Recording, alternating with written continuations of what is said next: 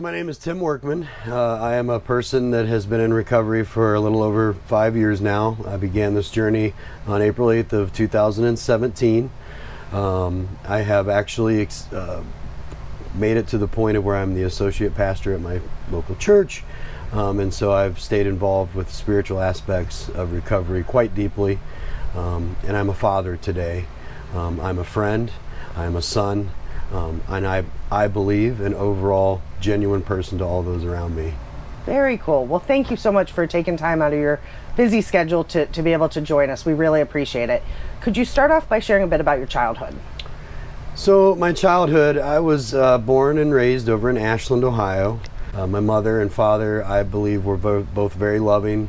I was raised in a two-parent home for the first 3 years of my life. And I can't remember anything out of the ordinary with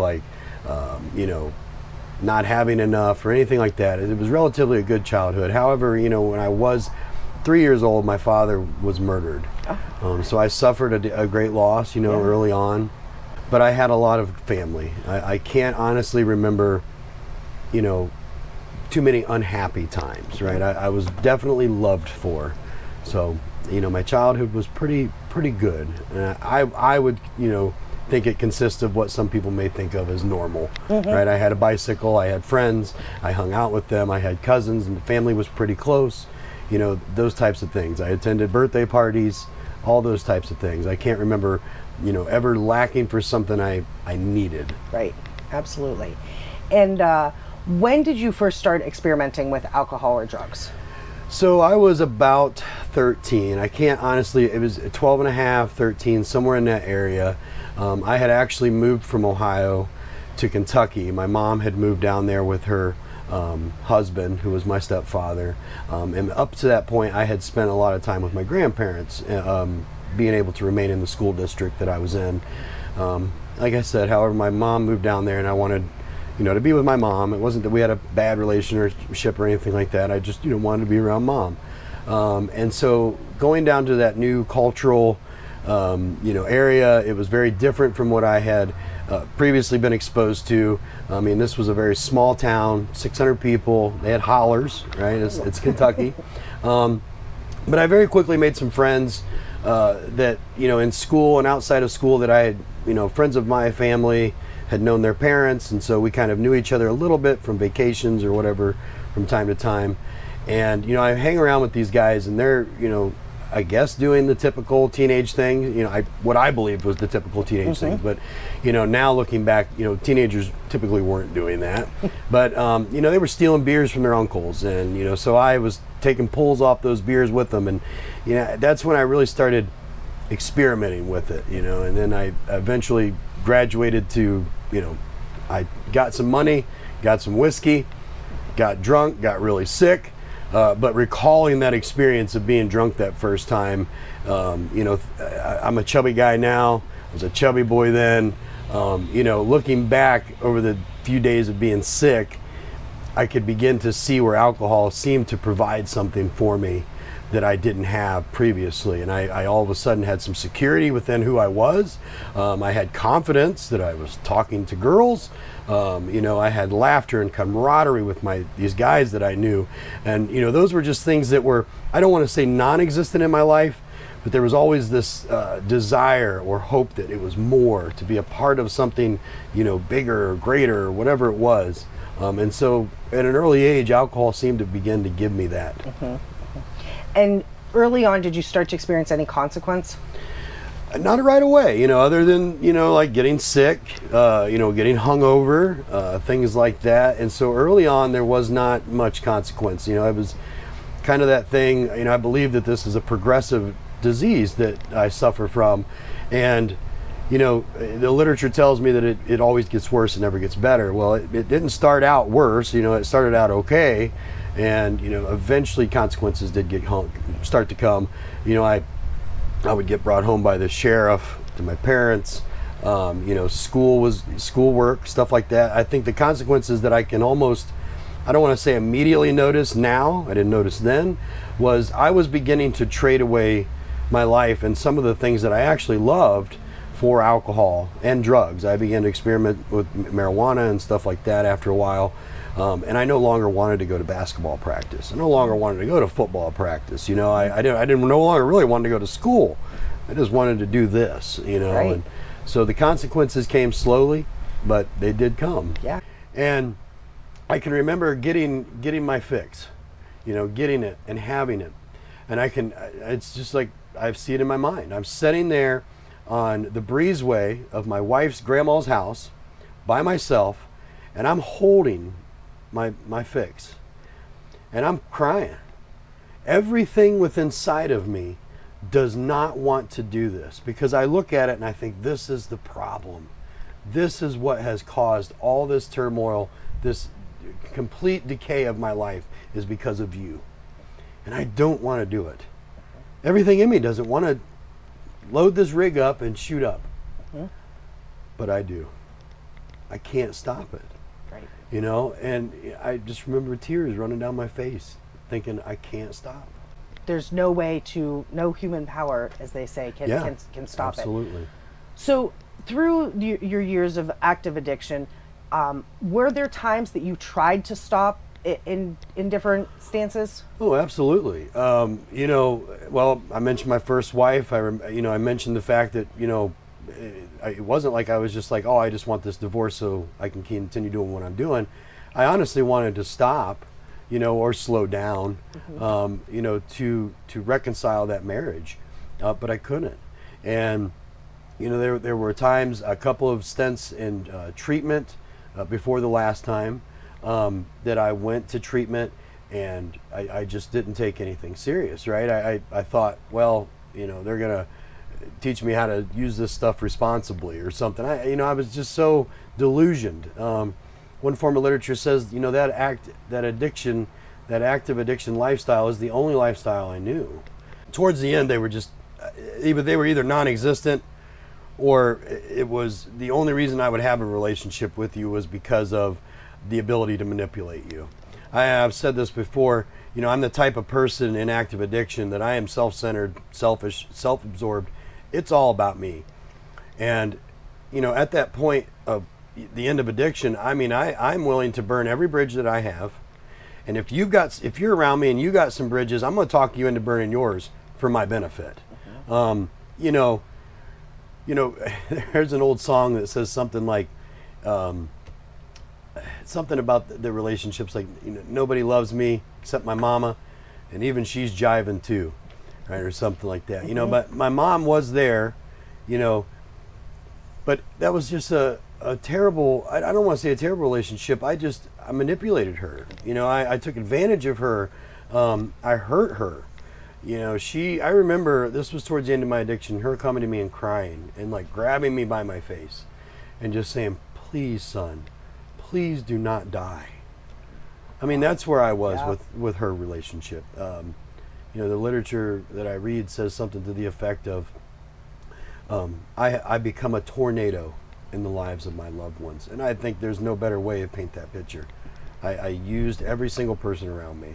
So anybody that had anything to do with me definitely had their guards up, right? Absolutely.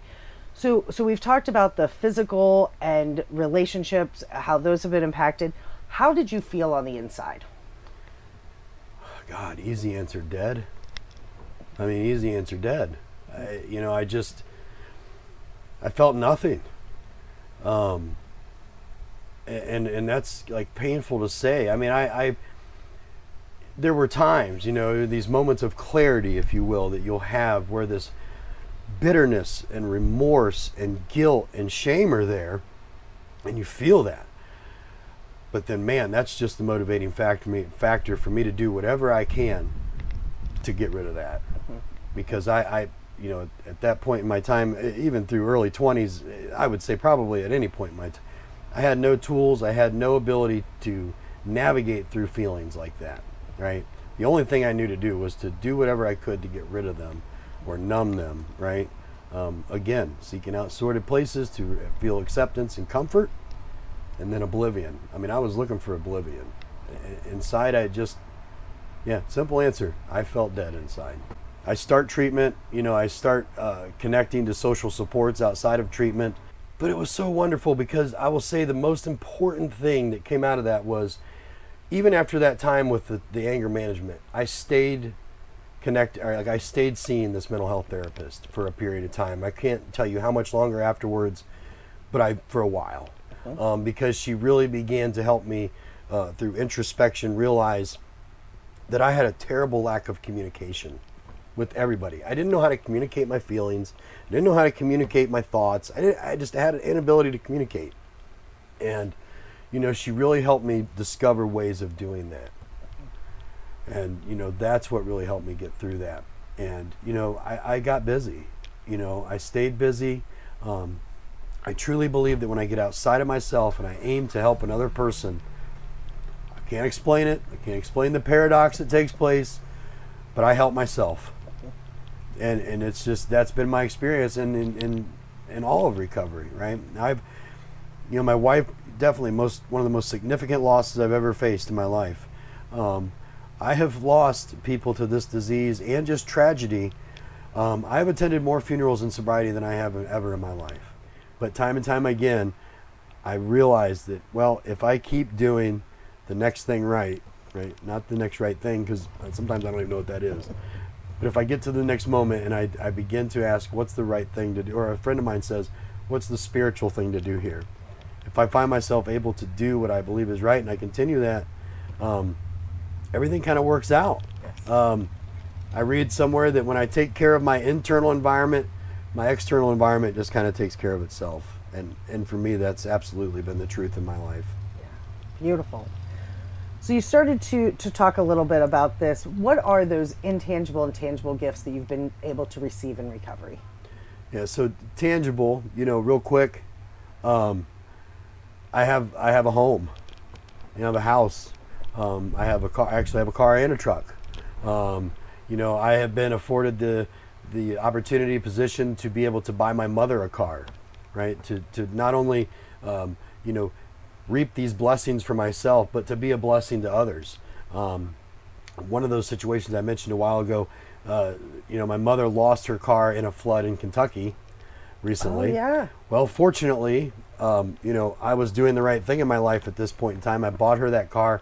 I paid it off. I kept full coverage on that car. I didn't just say, well, we'll just keep the, liability. I'm in a position to replace her car for her now. I've got money in my pocket. That's something new to me. The tangible things I know are there, and I think sometimes I overlook just how good I have it because of how I am so appreciative of the intangible, the things you can't see, can't feel, and that's my peace of mind. I have been given and I will say offered promises throughout my sobriety, and I've been told and I have read that if I do this, you'll get this. If you do this, you get this, right? And one of the biggest things is I am happy and I am joyous and I am free. I can't put those things into words. I don't know how to explain to you what happiness is in my life when I feel it. Joy, I feel, there's a passage in the Bible that says, you will have joy that is unspeakable. How do I relate that to you? I can't. The closest I've ever come is the fact of, like, if you've ever held a baby, right? If you've ever known that moment of innocence into this world, that's the closest I can come to explaining it. But I don't know that even does justice for the way that it feels. 2 questions. One, what dreams do you have for your life that would not have been possible in active addiction? So I circle back to the father thing. I get emotional thinking about that because of that role of a father in my life. My father being murdered. I had stepfather, I had a grandfather that played a role, but it wasn't my father. It wasn't, the guy that was sitting in the stands when I played football, when I played baseball. The ability to now be present in my children's life. I think if I had to lock down number one dream, that is made possible by sobriety is that I am a parent to my children today. I am a father. I genuinely care, and I show that today with my actions, and I hope that continues. And I would say probably, well, I don't think it's selfish, but a personal goal to me would be just to be able to advocate, to be able to be of service in whatever capacity that God presents itself. I know I'm involved, like I said, involved in my church. I'm involved in that aspect of the spiritual connection to people to help them, pursue whatever direction they want with their spirituality. But in the side of like treatment or recovery, what else can be done, right? What else? Where can I fit in? I have sat in many different offices of service, of committees for that, and there's this rotation where I get to do it and then I get to go out of it. But it's just where is the next? And it doesn't even have to be a big thing, right? Where's the next thing? And my hope and my dream is that I constantly find my feet where God has placed them to help the next person. That's something that never would have been possible without recovery, because I didn't care about anybody else. Yeah. And that's the short answer to that. And today you get to show up. Yeah. So last question, what words of hope could you share with someone who is out there that's struggling? I know it sounds cliche, but recovery is possible. We do recover. I mean, these slogans, I've said we live by bumper stickers at times, just for today. I know sometimes it's hard to find hope in those things because I didn't really know what they meant at first, but the hope is that they are true. I truly believe that addiction is not who I am. I had a life before it, and then active addiction took over my life, and I became a willing participant in that at some point, but then it became my master and I couldn't get out. But I found a way through a power greater than myself, and I now have a life after addiction. So it doesn't have to define who you are. I believe that I have recovered from a seemingly hopeless state of body and mind, and I would add spirit. Absolutely. Well, thank you so much for taking time out of your just amazing life to come out and share your story. It absolutely is going to help somebody who's out there who's struggling and give them that hope that recovery is possible. Absolutely.